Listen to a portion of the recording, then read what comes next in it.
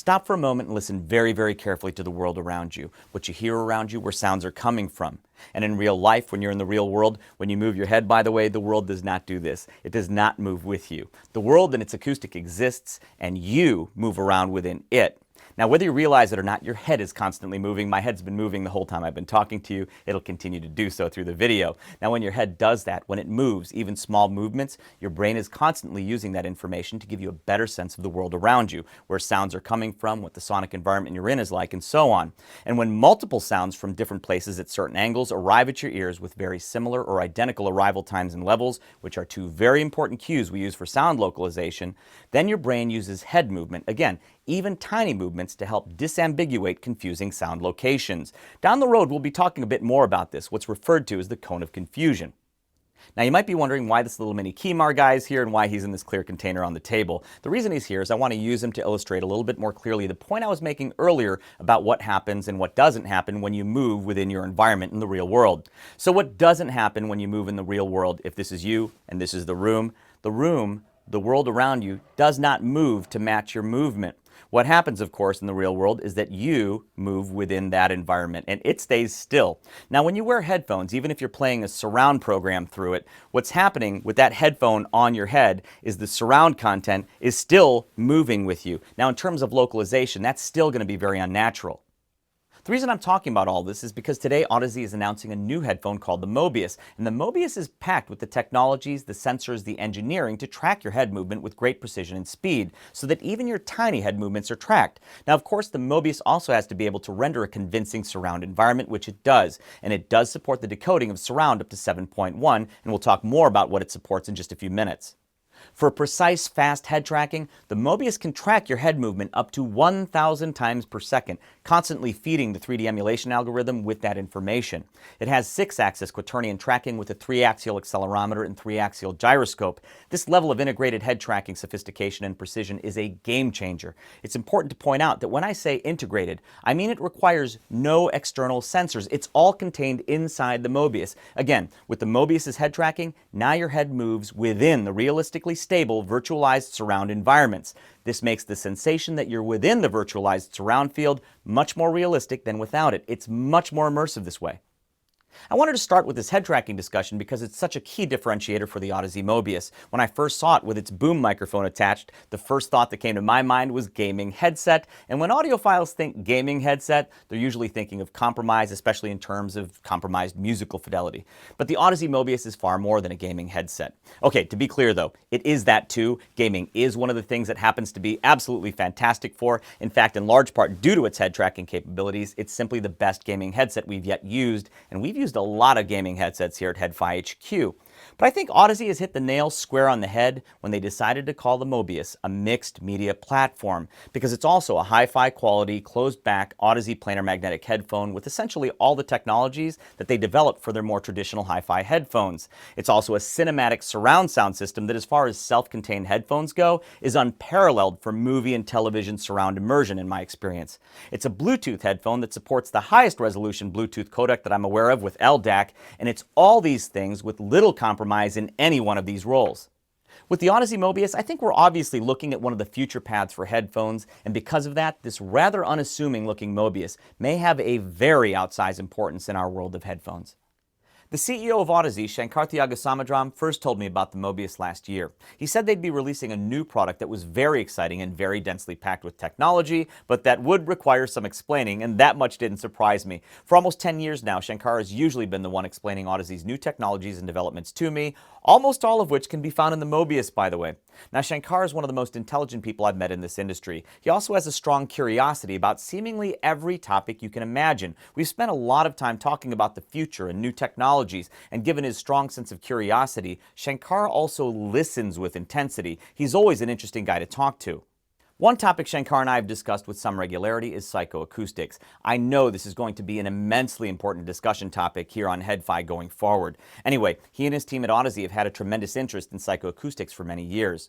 Shankar is also the one who got me into virtual reality and augmented reality, VR and AR, including the different audio considerations and challenges that come with each. A few years ago, he implored me to dip a toe into VR by picking up a Google Cardboard. At his urging, I did that. Now we've got the HTC Vive and Oculus Rift here as well. well, and we'll soon be adding the PlayStation VR and other VR and AR technologies.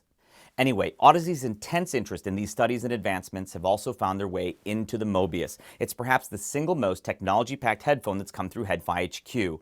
What's important, though, is that it's packed with technology informed not just by research and development, which of course is critical, but a true passion for these areas of study at Audeze that has spanned years. So since it's been here, how have I been using the Mobius? Well, I've dabbled just a wee bit with gaming, mostly just to hear its surround rendering in both Hellblade and Skyrim. I didn't play much, but what I did hear was fantastically immersive. Headfire Axel Chloris, whose real name is Brian, he's our most passionate gamer on staff here, so in a minute or two we're going to be talking to him in this video about his first impressions of the Mobius for gaming. My main uses for the Mobius so far, movies and television shows, and of course, dedicated music listening. For movies and television, I've really been enjoying the Mobius. For its use as a portable cinema sound system, having the Mobius is like having a device that projects a sonic holograph of the movie's sound and then places me deep within it. The surround effects are often convincingly out of head. The head tracking takes it to another level completely. Of course, I am a headfire, and I'm actually quite a traditionalist in that regard most of the time, a more purist audiophile. So I've spent at least half my time with the Mobius simply listening to music with all the 3D processing off. Yes, I'm talking about using the Mobius as a normal headphone, heaven forbid. And as I said earlier, it's an Audeze closed-back planar magnetic headphone through and through. It incorporates their Flexor magnets, Uniforce diaphragms, and ultra-thin film technology. What does it sound like? It has a signature that reminds me of both an LCD2 and an LCD-X, kind of in that range, but there's a more punchy, controlled richness down low, which as preferences go, is right up my alley. So yeah, the Mobius can be rather like a punchy LCD class planar when you want it to be. Again, this is a prototype here, but I'm hoping the final default tuning is at or near where this one is now. Do I ever listen to regular 2-channel music on the Mobius with the spatialization and head tracking switched on? Yes, sometimes. And when you do this, it essentially virtualizes a medium-sized space with 2 speakers out front, and that can be fun for listening sometimes. That said, again, I'm more of a purist when it comes to music listening, so the Mobius will likely spend a lot of its time with me in normal headphone mode, either via USB or Bluetooth. By the way, while we're on the subject of Bluetooth, while the production Mobius will support LDAC for high-resolution wireless, the prototype did not yet have LDAC enabled or included, so I can't comment on its performance in that regard yet. Now, as a standard Bluetooth headphone, though, it's outstanding. Unlike other Audeze headphones, it's important to note that the Mobius is active only. There is no passive mode. And the Mobius's built-in amp section consists of a pair of amplifiers for a truly balanced system, powering the drivers with up to 1 watt per channel, so it does have plenty of drive. Simply put, for all it does, the Audeze Mobius will likely be with me a lot. Now, since gaming is clearly something the Mobius is fantastic for, and since I didn't spend much time gaming with it so far, I asked Brian to join me here to talk a little bit about the Mobius for gaming, which he's spent a lot more time doing with it.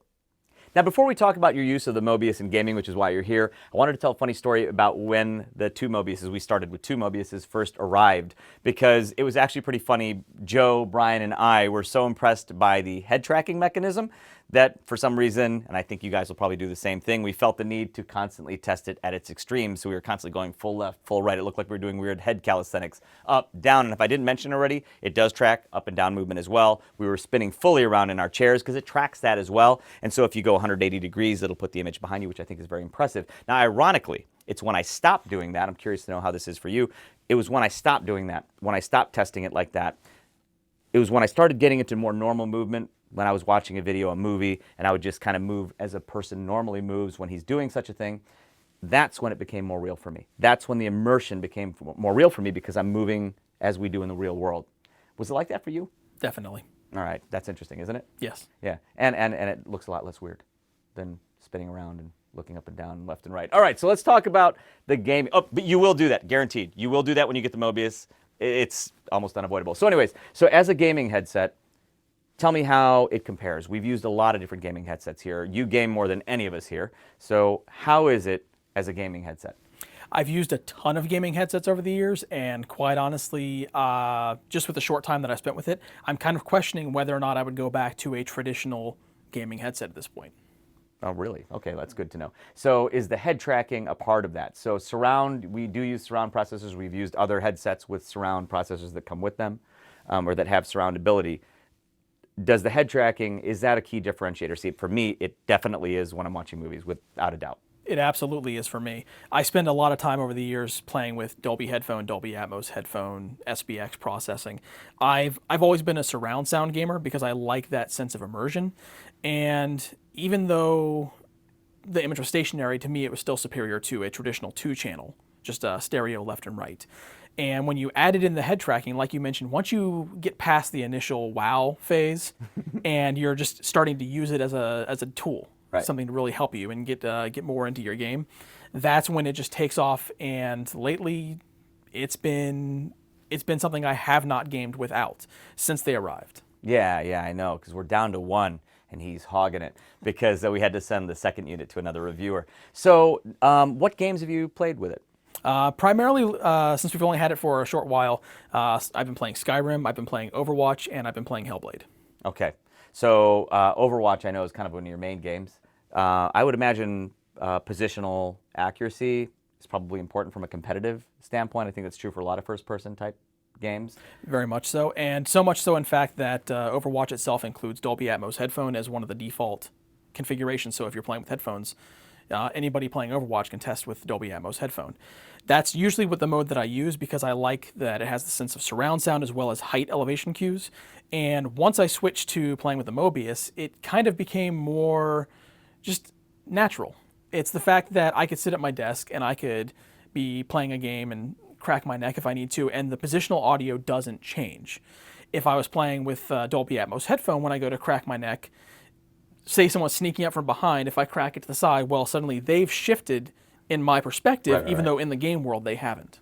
So so essentially it's kind of what I was talking about earlier in the video. You can trust that the image is anchored, right? Yes. The acoustic that's virtualized is anchored. You're moving within it. Mm-hmm. This is a big deal then, I'm guessing, for gaming. I didn't game nearly as much as you did. Yeah, I play quite a bit by sound when it comes to a competitive shooter. So being able to get those sound cues more quickly processed through my head will allow me to, especially if they're anywhere off the screen. Now, on the screen, yes, they're visible. That's our little window into the world. But I primarily rely on sound cues first. If they're anywhere outside of my field of view, which is only about 109 degrees or something like that, I can spin around, locate them very quickly by sound, and then use my monitor to target my enemy, basically. So now we're talking about imaging. I want to talk about fidelity because you've tended to use a lot of the hi-fi headphones really more than the gaming headsets when it comes right down to it. So we test the gaming headsets, but you always seem to go to like a hi-fi headphone. Yes. So my question is this headphone from the standpoint of fidelity, independent of, well, I guess you can't, it's hard to decouple it from all the surround processing because you're using that in the gaming. But I guess what I'm saying is just from the standpoint of fidelity, from what you can tell, does it stand up? Absolutely. When it comes to gaming headphones, in my experience, typically, there's two schools of thought for them. They can go more detail analytical oriented, which is more for footsteps and very sharp positional cues. And then you've got the more immersive headphones that are meant to kind of bring you into the world. They're a little bloomier, they're a little warmer, maybe some deep bass impact for like an explosion. But this kind of does, well, not kind of, it actually does a fantastic job doing both. With the head tracking, it's allowing me to pinpoint accuracy, and like you mentioned with the sound, it's a little bit of a thicker low end, but I don't feel like that's overshadowing any of the fidelity that I would lose for positional cues while maintaining the fidelity of the ambiance. All right, so early days. Yes. But early verdict. I mean, early feelings about the Mobius as a gaming headset, early days. I mean, I think it's pretty obvious what you're going to say, but let's hear it. I think it's fantastic. It's definitely something I want to spend a lot more time with. And with a couple of the things that Audeze has mentioned that they're working on, like the HRT of head sizing, I really want to see if that has any impact, makes my gaming experience more immersive, increases my competitive edge. And let's be honest, I'm not a fantastic gamer, so I could use any edge I can get. Well, you're better than anybody here, so yeah. So I don't know what it's like in the competitive realm. But yeah, so I agree with you. Some of the technologies that aren't in the prototype, I think I'm going to be curious about the head sizing that you mentioned. Also, the different EQ settings that they're going to have, EQ presets, I think, that are supposed to help with certain gaming settings. I'm just curious to know how that's all going to work. So, very interesting. Thanks for sharing your opinion of it as a gaming headset. I'm sure after we're done shooting this, he's the one that's going to be taking it home so that he can play more games with it. But no, thanks for sharing that, man. Hey, not a problem. Thanks for having me. By the way, you'll be seeing a lot more coverage from Brian down the road as we have a lot of plans for gaming audio discussion and coverage in the coming months, and he'll be leading that for us. Now, before we go, I wanted to cover some of the Mobius's key specifications and features that I may not have mentioned yet. The Mobius uses an 8-core digital signal processor that orchestrates all the 3D audio and acoustic processing we've been discussing, and it has a powerful DSP core for future customization. Power for the Mobius comes from an 1800 milliamp hour rechargeable lithium polymer battery, and I believe battery life per charge is rated at over 10 hours. When plugged into USB, which is how I've mostly been using it, the Mobius can be run indefinitely from USB power. The Mobius has 3 input options, USB and USB-C, analog auxiliary input via mini plug, and Bluetooth. When you're using either Bluetooth or the mini plug input, the Mobius supports 2.0, so 2 channels, but does offer spatialization, room emulation, and head tracking. When using USB and USB-C, the Mobius supports 2.0 and 2.1, and can also decode 5.1 and 7.1 surround. Now, while the Mobius prototypes we've used do not have customizable room emulation enabled yet, it will be working with the production version. The prototypes we used had a medium-sized room setting. Also, the production Mobius will have another feature that the prototypes didn't yet have, called Anatomy Calibration HRTF. This will allow you to input your head geometry for a more tailored experience. I'm looking forward to trying this, as I expect that that will only improve the sound localization and realism even further. Now, I believe Mobius production units will start delivering in early summer, but I'll let Audeze clarify or confirm that themselves. Look for more details about availability and how to pre-order the Mobius from Audeze starting today. Now, if you can't already tell, all of us here at HeadFi HQ have been absolutely impressed with the Audeze Mobius, and we can't wait until it gets to production status. The Mobius isn't just a glimpse into one of the paths headphones will certainly be taking in the future, it's a definitive and actual move in that direction. So kudos to Audeze for this very bold step.